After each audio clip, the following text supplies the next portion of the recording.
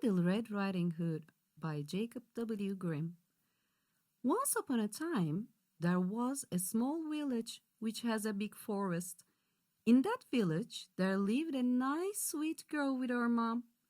Everyone in the village was calling her Little Red Riding Hood because she was always wearing a red cape with a hood.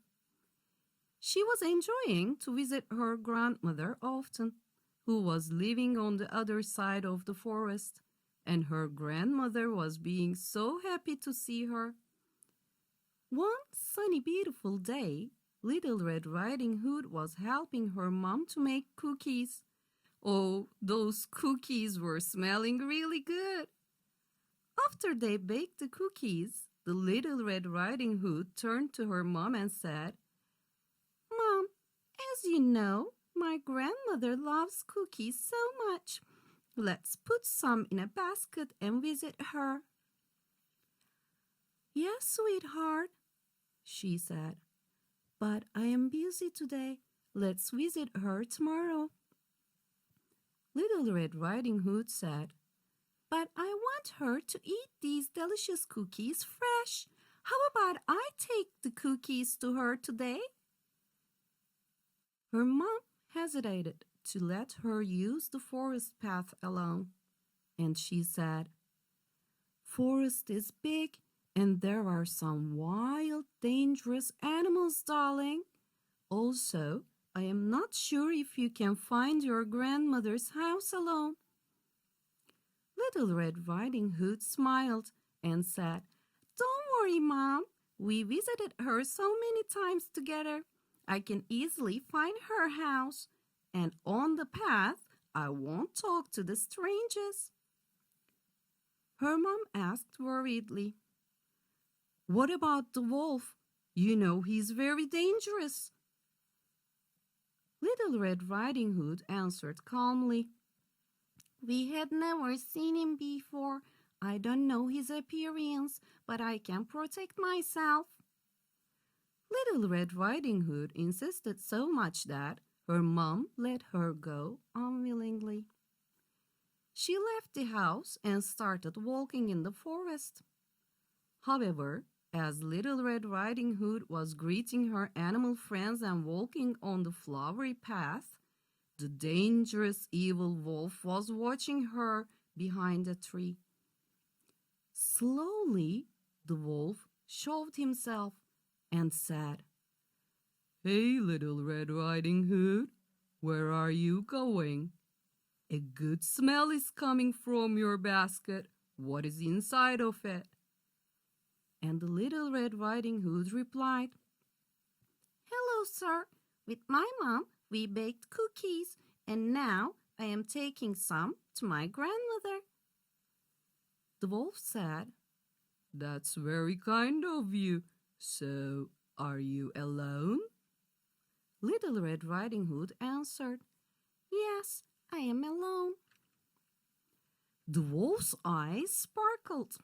He was feeling very hungry, and he gave another idea to the Little Red Riding Hood. He said, "Why don't you pick some flowers for your grandmother? That would make her even happier." That was a good idea. Little Red Riding Hood said goodbye to the wolf and started picking some colorful flowers. At that moment, do you know what the wolf did? He immediately ran to the other side of the forest. There was only one house there. He opened the door and found grandmother sleeping in her bed. The wolf gobbled the grandmother whole, wore her clothes, and started waiting for the Little Red Riding Hood. As soon as she arrived to her grandmother's house, the room was dark. She noticed some weird things with grandmother and started to ask, and the wolf replied, "Grandmother, why are your ears so big?" "To hear you better, my dear." "Why are your eyes so big?" "To see you better, my dear." "Why is your mouth that big?"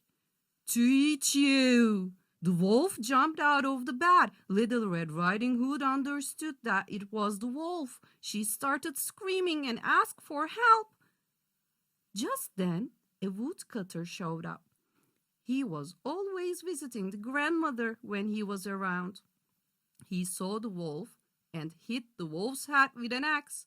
The wolf fainted.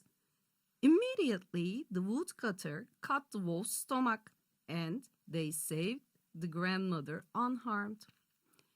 Then the woodcutter put some big stones into the wolf's stomach and stitched it.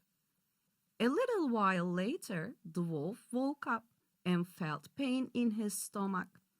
Decided to drink some water from the river. But when he bent, he fell into the river and flow took him away.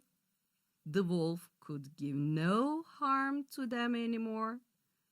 Little Red Riding Hood and her grandmother turned home safely. The end.